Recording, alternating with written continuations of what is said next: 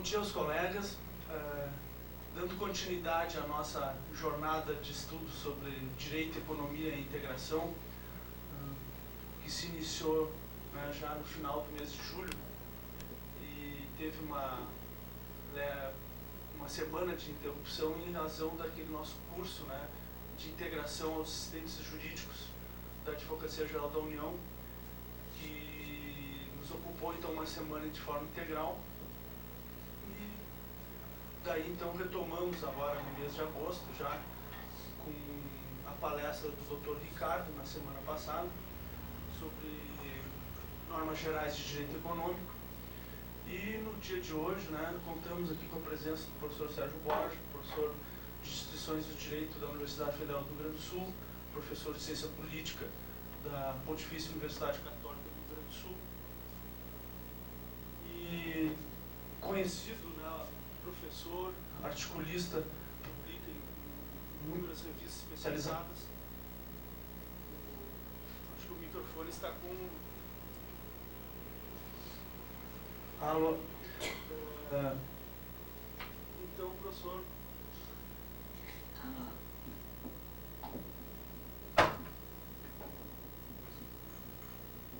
Professor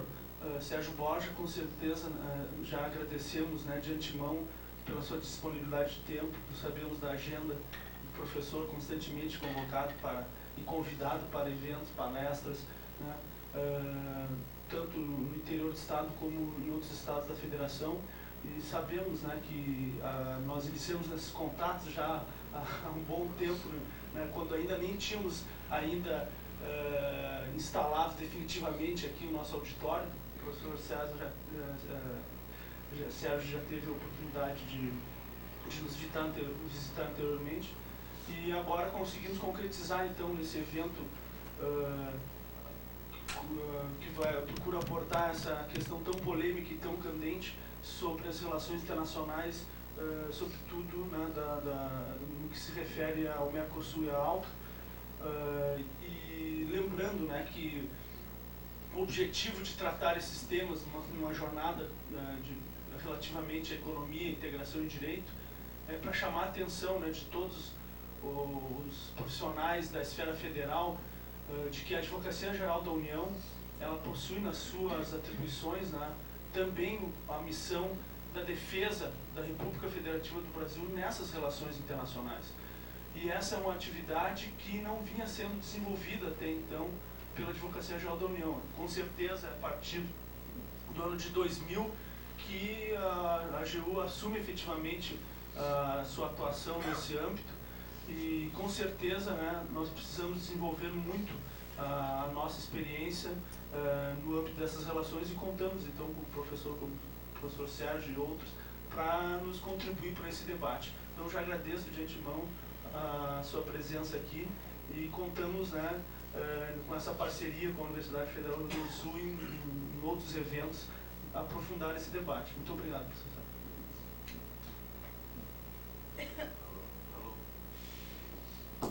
Alô. Bom, eu queria saudar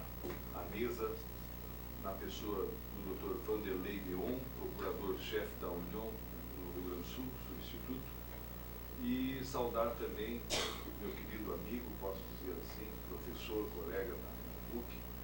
professor Luiz Henrique dos Anjos, coordenador do Centro de Estudos. Saúdo também nessa radiosa manhã, uma manhã bonita, um dia bonito, todos os que vieram aqui ouvir a palestra, inclusive alguns alunos meus. Eu tenho vindo assim agora ontem mesmo cheguei de uma longa jornada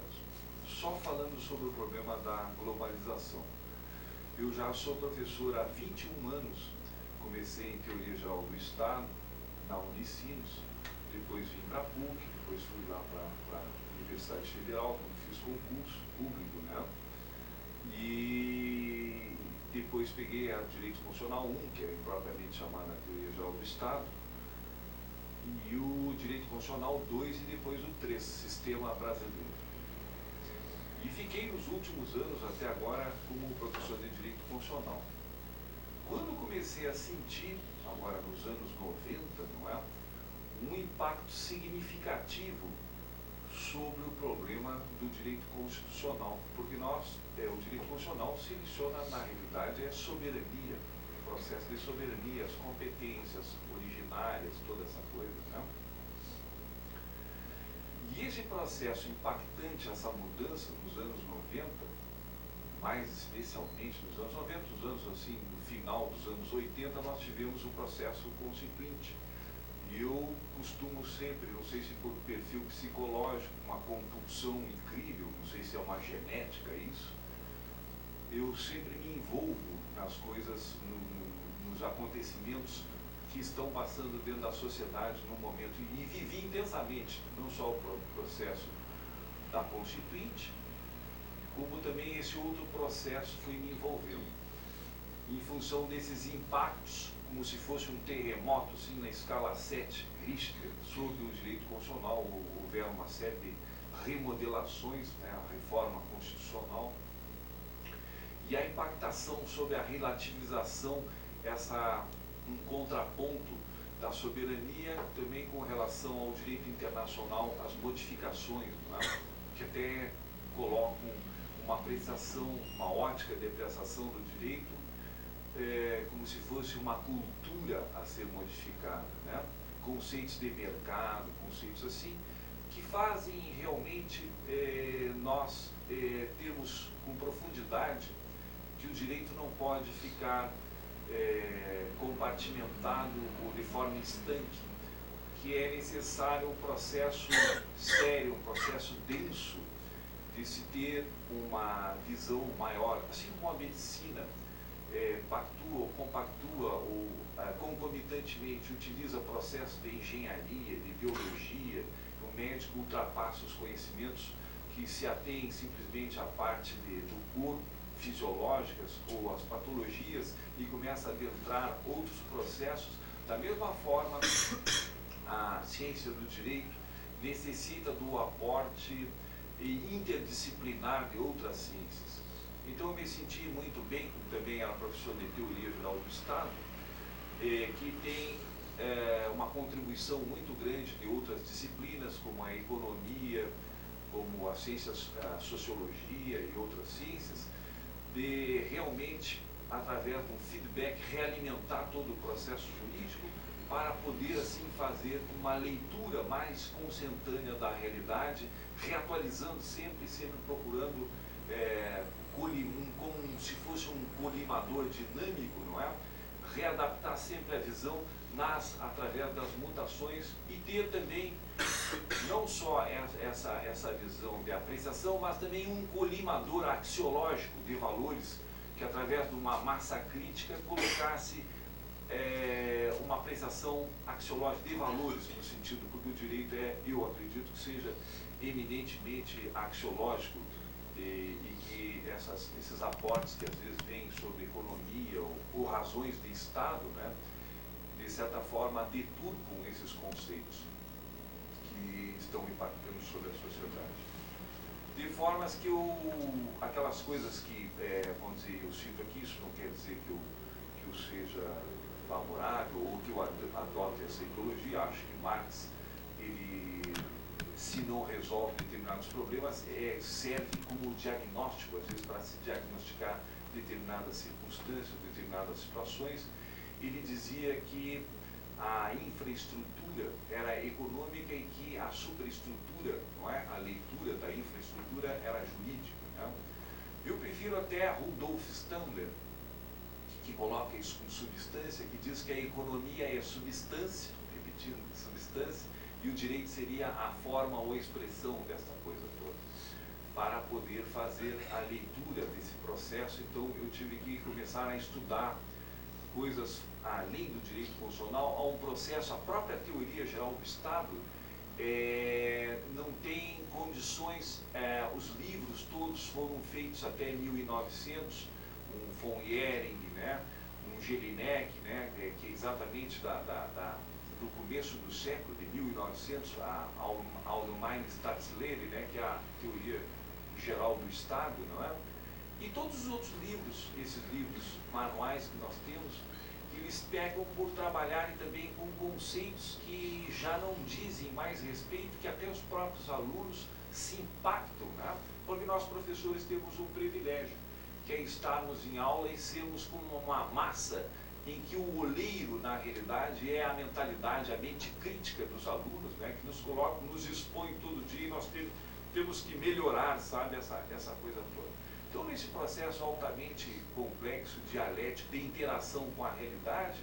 eu tive que começar a estudar, assim, moeda, sabe, os entes multilaterais. Aconteceu um fato insólito, um fato que me beneficiou muito, foi que o professor Carlos Algaia me colocou numa condição de fazer uma conferência, isso em 1993, eu acho que tinha entrado na Universidade Federal, concurso, para fazer como debatedor numa conferência sobre Mercosul. Eu não sabia nada de Mercosul, sabe? Tem aquelas representações que dão para a gente, isso que o Mercosul começou em 91, né? Em 93, 2 anos, e eu não sabia nada e tive que estudar muito para poder, estar representando a Pontifícia Universidade Católica, e aconteceu que faltou o palestrante, o principal, e me colocaram exatamente. Depois, uma semana depois, não sei se tinha algum olheiro ali, eu fui dar uma conferência para a República Federal da Argentina, me convidou, o governo do Estado, a Assembleia Legislativa, e eu fui entrando aqui, comecei no Senac, daqui a pouco me chamaram aqui para o Paraná, em Entre Rios, aí daqui a pouco saí essas cidadezinhas do interior da Argentina, daqui a pouco eu já estava em Buenos Aires, aí me convidaram para os Estados Unidos, que tinha um professor americano lá, quando eu vi eu estava na União Europeia dando conferência, e agora, vamos dizer, deu uma uma reversão da expectativa, sabe, nessa coisa toda, que nós vamos analisar tudo, e eu até estou falando essa coisa toda, porque causa espécie, sabe, ao auditório, que eu venho assim, começo a tratar assuntos que às vezes não dizem respeito estritamente ao direito, ao jurídico, tá? Por isso que eu faço essa justificação toda perante esse auditório que é diferenciado, um auditório que tem uma idiosincrasia, por respeito até, sabe, vamos dizer, aos conceitos jurídicos que são depositários todos na escola, né, para poder terem uma noção, assim, do porquê dessa coisa toda e dessa visão.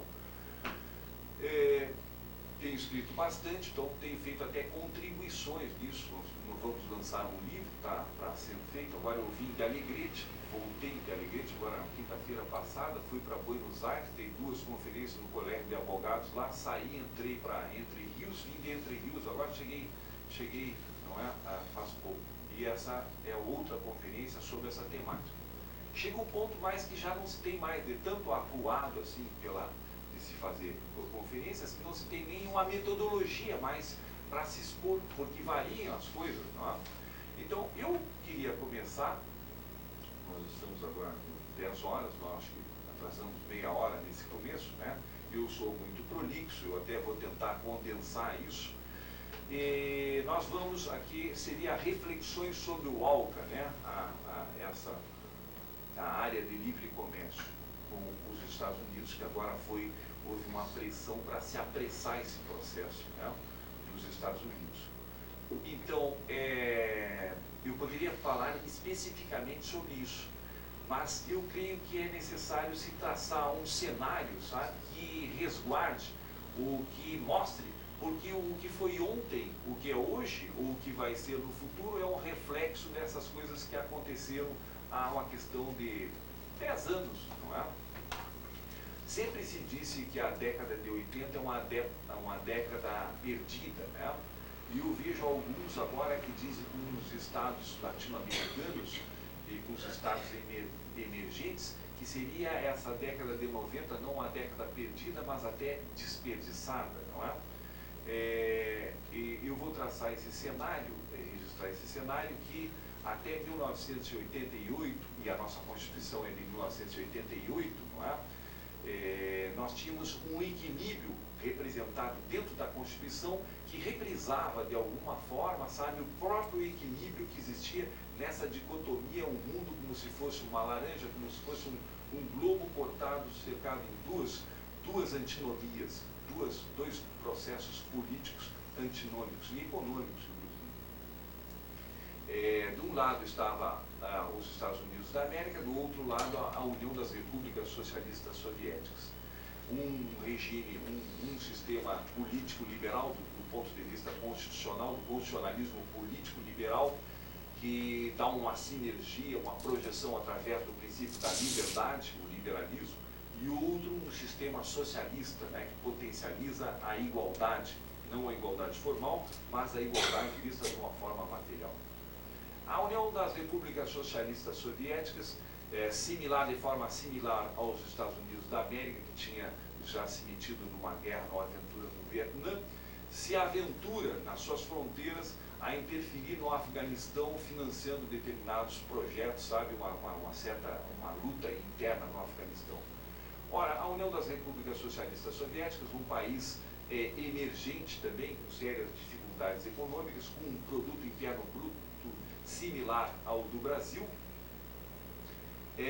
vai ter um processo de impactação econômica e que lhe tira todas as condições, e ela sim começa num processo de desabamento, apesar das chamadas reforma perestroika, glasnost, patrocinada pelo aquele dirigente. Não é? Nós vamos ter em 1989 como se fosse um totem, o que é chamado o desabamento, a queda do muro de Berlim, exatamente um processo emblemático, porque aquela dicotomia, aquela polarização é substituída logo pelo chamado policentrismo tripolar. Ou seja, nós não vamos ter mais esse maniqueísmo, né? Eu esqueci de falar que entre essas duas posições existia uma terceira, que é uma zona de sombreamento, uma outra terceira opção, uma terceira via, que se chama a social-democracia, cujos parâmetros iniciaram exatamente em Weimar e através da Constituição Mexicana, e que aqui no Brasil nós começamos este processo através de 1930, a partir de 1930, não é? Com Getúlio Vargas e o tenentismo do cedo, e posteriormente o tenentismo tardio da Revolução de 64, que manteve esses princípios de equilíbrio entre esses dois valores de liberdade e de igualdade, potencializando isso na Constituição, e isso se refletiu na Constituição de 88, que seria como se fosse uma cúspide, sabe, de aperfeiçoamento do bloco de constitucionalidade histórica, que se tinha um contínuo, porque todas as constituições, a de 34, 37, 46, emenda 67, emenda de 69 e 88, se complementam e mantêm de certa forma, os mesmos institutos, não é? Há um contínuo de projeção, cuja a Constituição de 88 é esse aperfeiçoamento, mantendo, na realidade, como se fosse por osmose, refletindo esse equilíbrio externo dentro, porque nós temos a Constituição da Constituição, que seria a parte preambular, como o Verno Frisafulli, citado por Canottieri, diz que é uma norma principiológica, seria a Constituição da Constituição, como eu chamo nas minhas aulas, em que forçaria não só legislador, vincularia legislador, executivo e judiciário a seguir aquela Constituição dirigente ou diretiva que foi retirada através da visão de José Afonso Silva, que participou muito nisso, colocada nesse mecanismo constitucional. É essa Constituição que passa a sofrer esses influxos, esses impactos externos, pelo desajuste dessa nova ordem, um reciclamento, uma reengenharia nessa ordem que eu falei que se chama o policentrismo tripolar, que se situa na Ásia, o eixo do Japão e China, mais propriamente do Japão, e isso também uma referência monetária, o Ien, né, e o outro, o Ien e o Yang, né, o Yuan, e depois na Europa, a Europa com um processo novo, um processo que já partiu desde os anos no pós-guerra, um processo de complexização assim, jamais visto, que esse século XX, os finais do século XX e o início do século XXI, é aquilo que, como se Proudhon dizia, né, a época dos federalismos, de certa parte, assim como uma pitonisa, fez uma projeção para o futuro, dizendo que nós teríamos uma época no chamado daquele princípio e pluribus unum, né? É exatamente aquilo que se transfere como o homem nas revoluções burguesas em 1887 e 1787 e 1789 nos Estados Unidos e na França, respectivamente, transfere como se fosse com um compasso esquadro a razão que existe no cosmos, transferem para o constitucionalismo toda aquela coisa, esse pluribus unum que se projeta no Estado federativo, que é o princípio federativo, muitos em um, não é? Isso está na própria bandeira, que tem ali o cosmos representado, representando os muitos estados com a união, não é? O infinito e os vários finitos que se reproduzem no Estado. Esta dimensão começa a se reproduzir, não mais com relação aos Estados nacionais, mas ultrapassa uma realidade maior, que é uma federação que começa a se transformar no processo do multilateralismo, sendo tutelado pelo multilateralismo, pelo regionalismo, processos agregativos altamente complexos, né, que se passam não só na União Europeia, que a União Europeia com esses processos, né, que concilia aquela coisa do carvão e do aço, que exatamente